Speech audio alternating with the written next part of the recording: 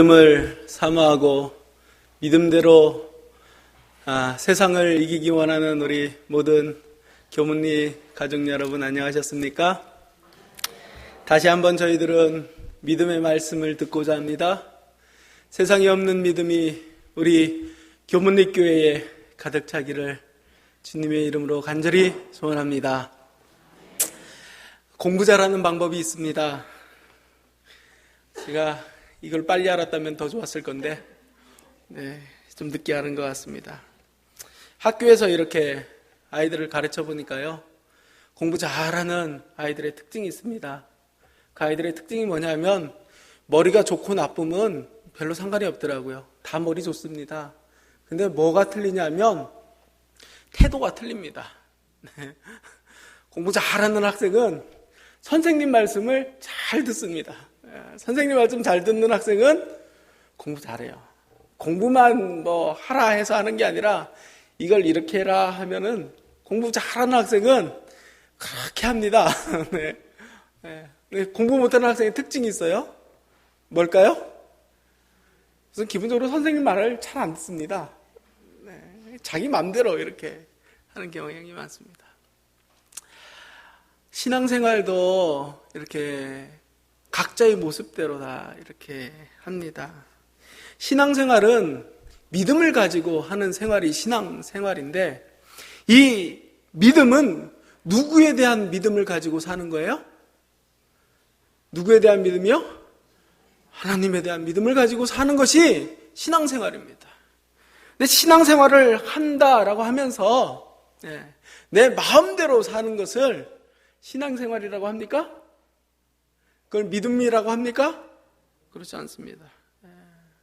누구 방법대로 사는 것을 믿음이라고 하는 거예요? 내 방법대로? 하나님 방법대로 사는 것을 믿음이라고 하는 것입니다.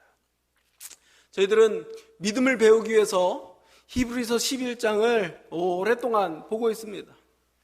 이제 히브리서 11장은 마지막으로 가고 있습니다. 믿음의 사람들에 대한 이야기가 쭉 모세까지 쭉 이어졌습니다.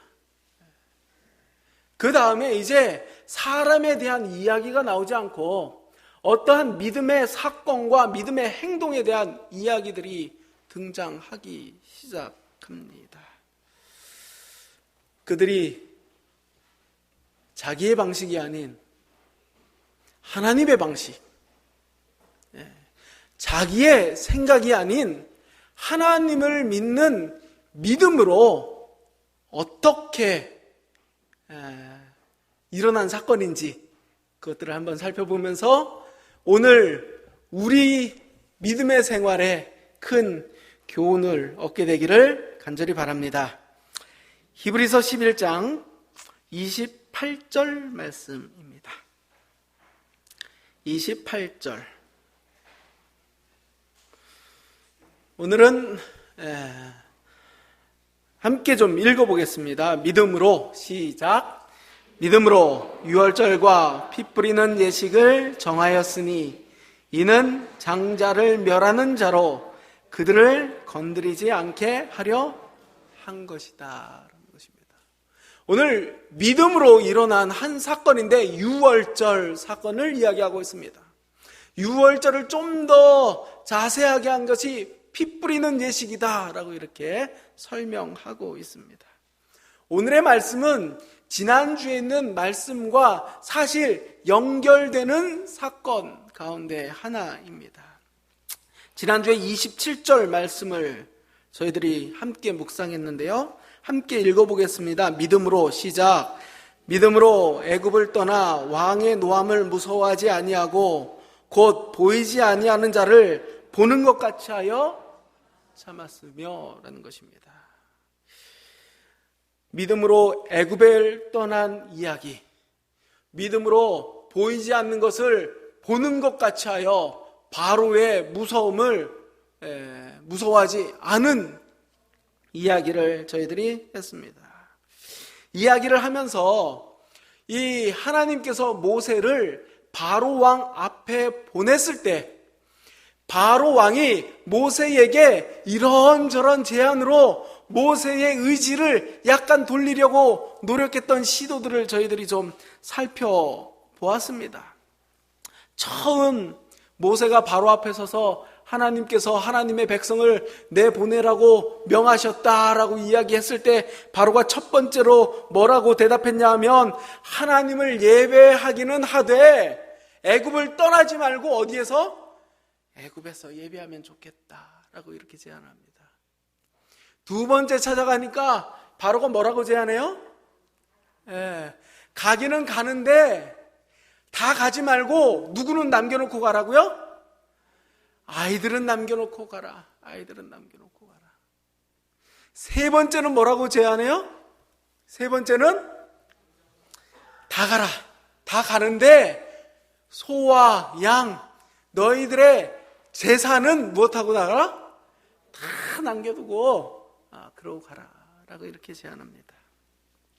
그때 모세의 대답을 지난 시간에 저희들이 읽었습니다. 모세가 바로왕 앞에 이렇게 대답했습니다. 출애굽기 10장 25절 26절 말씀 다시 읽어드립니다. 우리 가축도 우리와 함께 가고 한 마리도 남길 수 없으니 이는 우리가 그 중에서 가져다가 우리 하나님 여호와를 섬길 것이며 우리가 거기에 이르기까지 어떤 것으로 여호와를 섬길지 알지 못한다. 우리가 바로가 가라고 그랬을 때 좀 생각해 보겠습니다. 이것도 아닙니다. 한 마리도 남겨놓겠다고요? 못 남겨놓겠다고요? 못 남겨놓겠다고요. 한 마리도 못 남겨놓겠다고. 이거 우리의 재산으로 이방신을 섬길 수 없다고. 우리의 모든 재산은 다 여호와에 섬기는 데 쓸 거라고 제안을 합니다. 이 대답을 들었을 때 바로왕의 마음이 어땠을까요? 바로왕의 마음이 어땠을까요? 지금 바로왕이 큰 결심한 겁니다. 그죠? 다 가란 말이지. 다 가라. 다 가라. 얼마나 큰 결심으로 제안을 했는데 모세가 단칼에 한 마리도 남기고 갈 수 없다라고 이렇게 이야기하니까 바로왕의 기분이 아주 좋았습니다. 그래서 바로왕이 이렇게 이야기합니다. 당신은 다시는 내 앞에 서지 마라. 다음에 당신이 나를 보면 당신은 무엇할 것이다? 죽을 것이다 라고 이렇게 이야기합니다. 너는 나를 떠나가고 스스로 삼가 다시 내 얼굴을 보지 말라. 내가 내 얼굴을 보는 날에 너는 죽으리라 라고 바로가 이야기합니다. 그때 하나님께서 이스라엘을 구원하시기 위하여 10번째 재앙을 알리고 계십니다.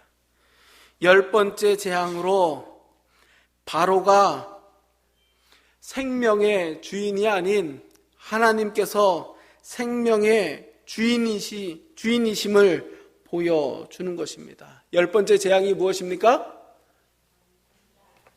모든 애굽에 처음 난 것들은 다 무엇하겠다? 죽겠다. 왕실에 있는 자나 감옥에 있는 자나 가축에 있는 가축들까지라도 처음 난 것들은 다 죽겠다라는 것입니다. 이것은 이전에 많은 재앙들이 무서웠지만 더 두려운 재앙입니다. 왜냐하면 이 재앙은 언제 일어날 줄 몰라요. 한밤중에 일어납니다. 그냥 자다가 그냥 일어나는 거예요. 누구도 예외 없이 일어나는 거예요. 이 재앙으로 애굽 온 땅에 전무후무한 애곡이 있겠다고 예언된 재앙입니다. 하나님께서 이러한 재앙을 허락하신 이유를 히브리서 11장 28절 저희들이 읽은 본문 가운데서 이렇게 이야기합니다. 제가 다시 한번 읽어 드리겠습니다. 믿음으로 유월절과 피 뿌리는 예식을 정하였으니 이는 장자를 멸하는 자로 그들을 건드리지 않게 하려 한 것이다 라는 것입니다. 하나님께서 이러한 재앙을 베푸신 것은 다친 바로의 마음을 열어서 누구를 구원하기 위해서요? 하나님의 백성들을 살리시기 위하여, 구원하시기 위하여 특별히 허락하신 재앙이고, 또한 이 재앙만 준 것이 아니라 이 재앙을 통해서 살리는 하나님의 뜻이 나타났는데 그것이 무엇이라고요? 유월절이다 라고 이렇게 설명하고 있습니다. 유월절이 중요한 것은요, 이것은 이스라엘 민족에게도 가장 큰 명절입니다.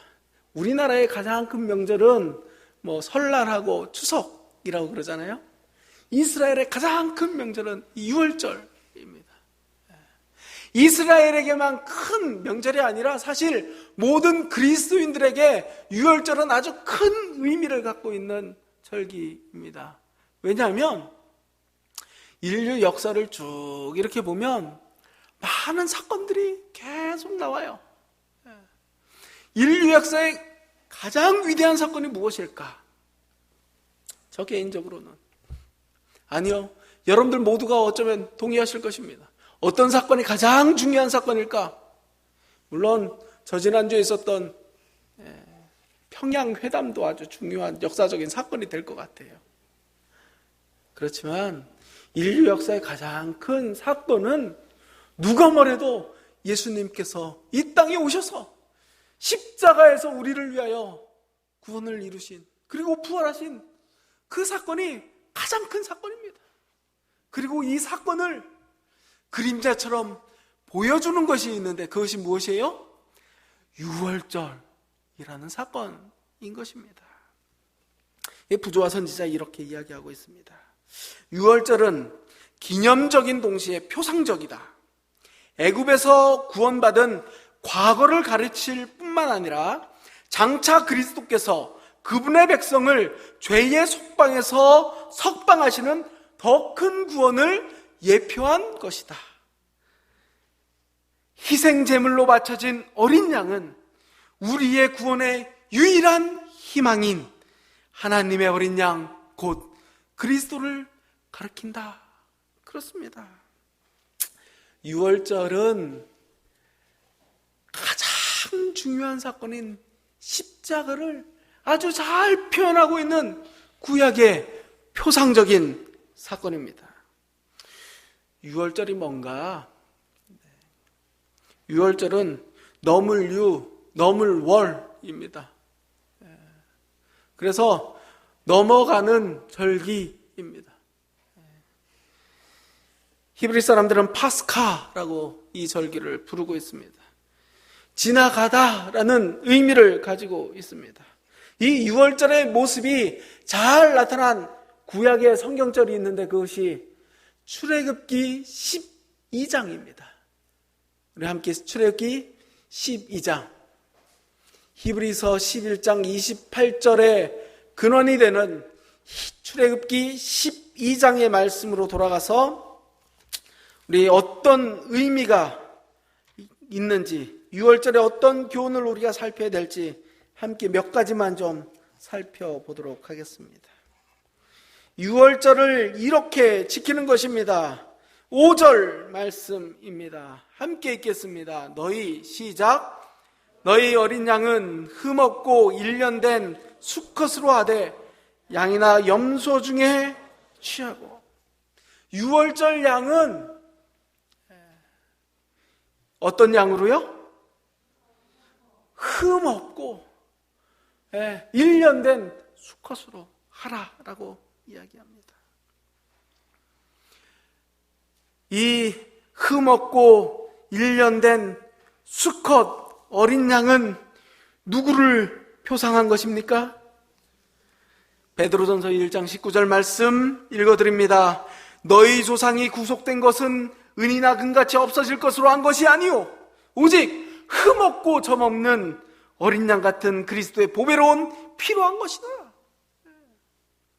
이 흠없는 어린 양은 하나님께서 영원 전부터 준비하셨고 이 땅에서 죄 없이 흠 없이 사신 예수 그리스도를 표상하기에 부족함이 없습니다.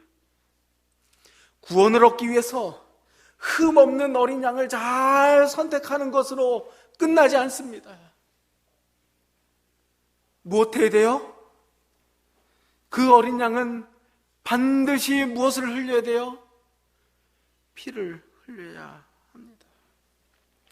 우리를 구원하는 것은 그리스도의 온전한 심심과 순결한 생애가 아니라 십자가 위에서 그분이 흘리신 피이다라고 증언이 기록합니다. 그렇습니다. 그 어린 양은 피를 흘리고 죽어야만 했습니다. 요한일서 1장 7절 그 아들 예수의 피가 우리를 모든 죄에서 깨끗하게 하실 것이요 라고 말합니다. 우리 살펴보고 있는 히브리서 9장에도 피 흘림이 없은 즉 무엇이 없다고요? 사함이 없다라고 이렇게 이야기합니다. 그렇습니다. 어린 양을 흠 없는 어린 양을 잘 선택하는 것으로 끝나지 않습니다. 그 어린 양은 죽어야만 했습니다. 그런데 양이 죽음 당하는 것으로 구원이 자동적으로 나의 것이 되지 않습니다. 어린 양의 피가 무엇해야 돼요? 뿌려져야 되는 것입니다. 어린 양의 피가 뿌려지지 않으면 아무 효력이 없는 것입니다. 어린 양을 잘 선택합니다. 흠없고 아주 깨끗한 1년 된 수컷된 어린 양을 잘 선택합니다. 그리고 잘 보관합니다. 그리고 그날의 어린 양을 딱 잡아서 피를 받습니다. 그리고 이 귀한 피를 귀한이 찬장에다 잘 모셔놓습니다. 그럼 돼야 안 돼요?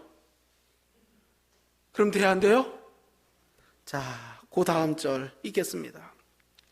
출애굽기 12장 6절 7절 말씀 함께 읽겠습니다. 이달 시작. 이달 열 나흔 날까지 간직하였다가 해질 때에 이스라엘 회중이 그 양을 잡고 그 피를 양을 먹을 집 좌우 문 설주와 임방에 바르고 22절 말씀입니다.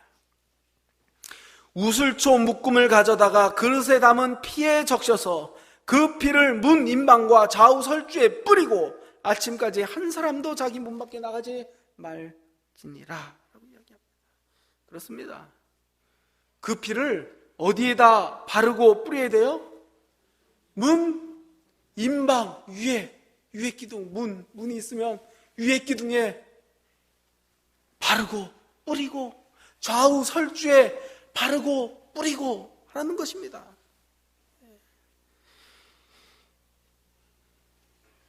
이러지 않을 때 아무 효력이 없다는 것입니다.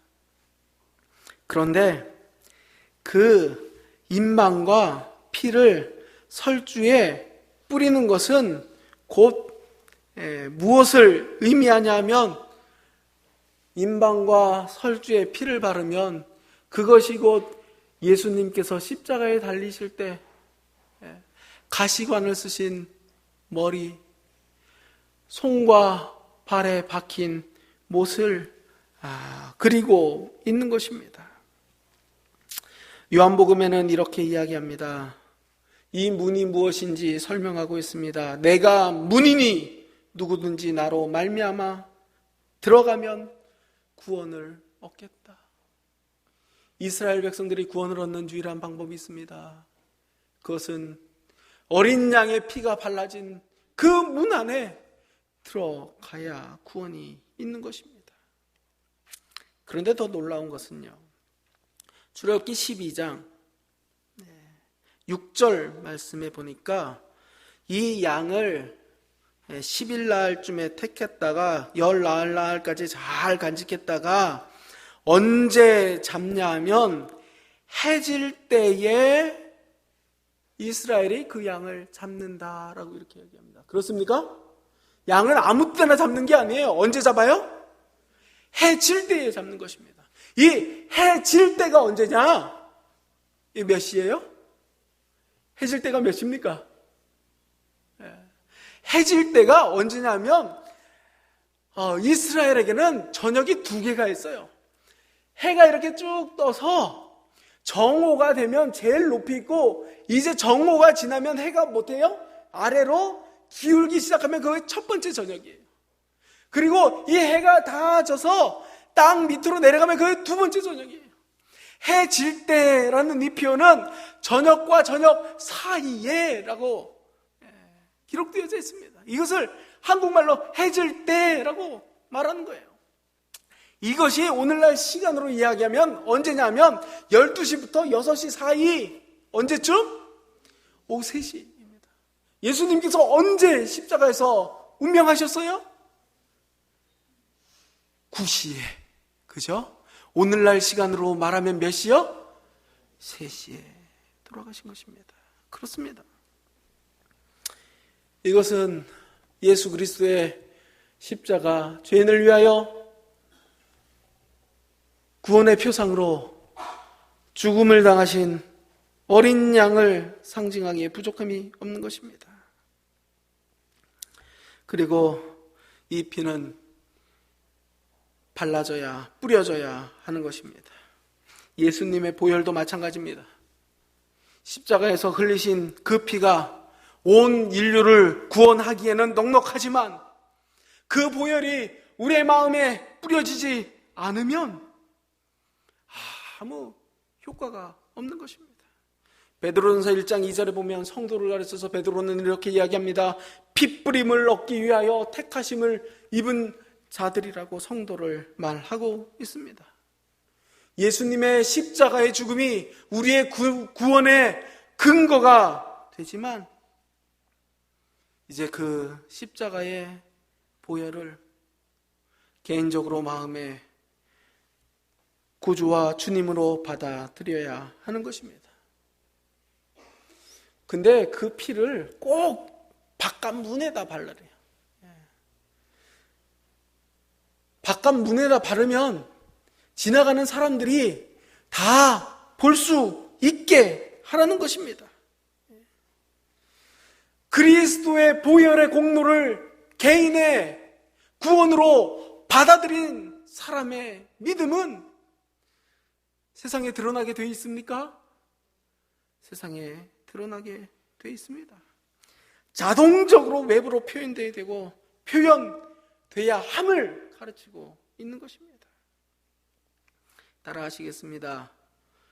신앙은 행동으로 표현되고 언어로 증거되어야 한다.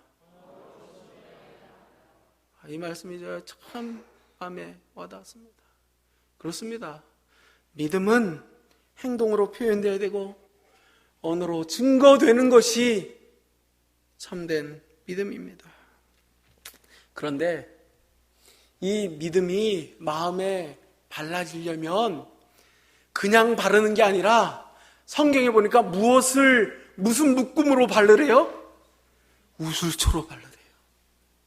이 우슬초도 특별한 의미가 있습니다. 첫 번째는 정결의 의미가 있어요. 이 우슬초는 왜냐하면 문둥병과 시체를 만진 사람들이 정결케 하는데 그 사람을 씻는 데 사용된 것이 바로 이 우슬초입니다. 우리가 잘 아는 시편 51편 말씀 기억나십니까? 우슬초로 나를 정결케 하소서. 내가 정하리이다. 나를 씻기소서. 내가 눈같이 못하리라 희어지리라. 그렇습니다. 우슬초는 정결의 의미가 있습니다. 또 우슬초는 겸손의 의미도 있습니다. 왜냐하면 우슬초는요 이스라엘의 잡초와 같은 그런 풀입니다. 바위나 담에 자라고 있는 그냥 풀입니다. 그래서 솔로몬의 지혜를 나타날 때 이렇게 이야기합니다. 초목을 논하되 레바논의 백양목으로부터 담에 나는 우슬초까지 논하였다라고 이렇게 이야기합니다. 그러니까 레바논의 백양목은 가장 좋은 식물이요, 담에 나는 우슬초는 가장 비천한 식물인 것입니다.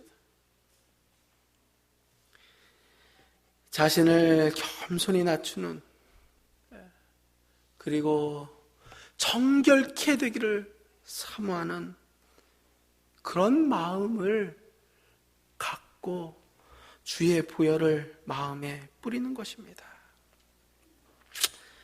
46절에 보면 뼈도 꺾지 말래요. 그 고기를 이렇게 할 때, 다룰 때에 막 잡지 말고 뼈를 꺾지 말래요. 예수님께서도 그렇게 운명하셨습니까? 십자가에서 이 사람이 기절했는지 죽었는지 확인해 보려고 양편 두 강도는 안 죽으니까 안식일 시간이 다 되고 해서 무릎을 꺾어서 죽였습니다. 근데 예수님은 이미 사망하셨습니다. 뼈를 꺾지 않는다는 예언을 이루는 것입니다. 제가 고린도전서 5장 7절 말씀을 읽어드리겠습니다. 따라 하시겠습니다. 우리의 유월절 양 곧 그리스도께서 희생되셨느니라. 그렇습니다. 이 유월절은 예수 그리스도를 표상하고 있습니다.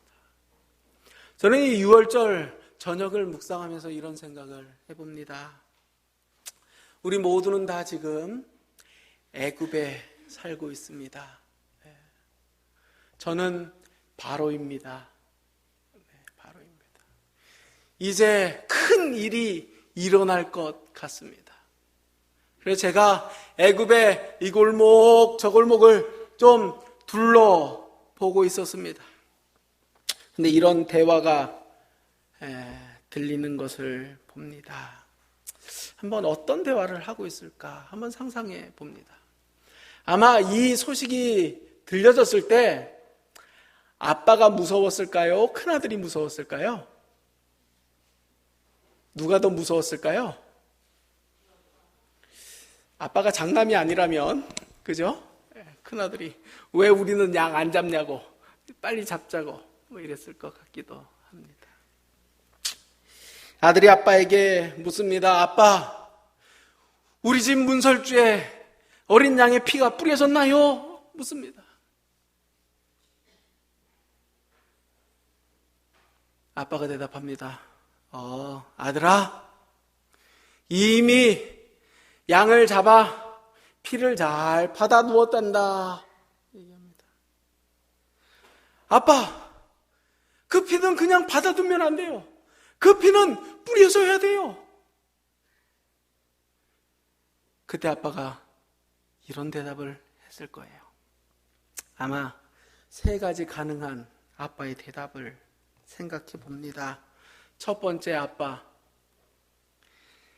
아들아, 그거 다 미신이야. 너 그런 거 믿으면 안 돼. 야, 그거 한다고 산 사람이 죽고 죽을 사람이 사냐? 하나님께서 결심하시면 다 하는 거예요. 신이 결심하면 다 하는 거지. 뭐 그거 바른다고 뭐 살고 뭐 그거 안 바른다고 죽냐? 이런 아빠. 둘째 아빠도 있어요.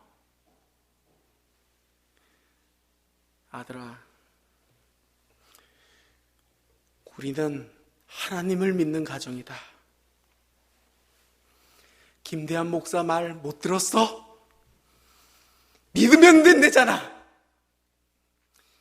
그렇게 믿으면 되지. 피 뿌릴 필요 없어. 너무 그렇게 하는 거 근본주의적 신앙이야. 이렇게 얘기하는 아빠 있을 수 있어요. 또 이런 아빠도 있을 수 있어요. 아들아, 그래, 한번 가보자.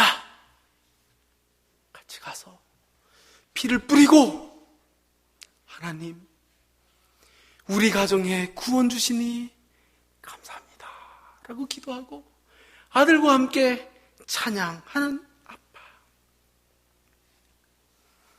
어떤 집 아빠가, 어떤 집 가정이 구원을 얻겠습니까? 구원을 얻는 길이 여러 개 있습니까? 하나밖에 없습니까? 하나밖에 없습니다. 뿌려진 피를 확인하는 것입니다. 오늘 우리도 우리 마음속에 예수 그리스도의 보혈이 뿌려져 있는지 확인하시고 주의 전을 떠나게 되기를 간절한 마음으로 소원합니다. 고린도후서 13장 5절, 너희가 믿음이 있는가? 너희 자신을 시험하고 확증하라. 예수 그리스도께서 너희 안에 계신 줄을 너희가 스스로 알지 못하느냐? 그렇지 않으면 너희는 버리운 자니라. 저는 목사로서 또 교회에서 봉사하면서 목회하면서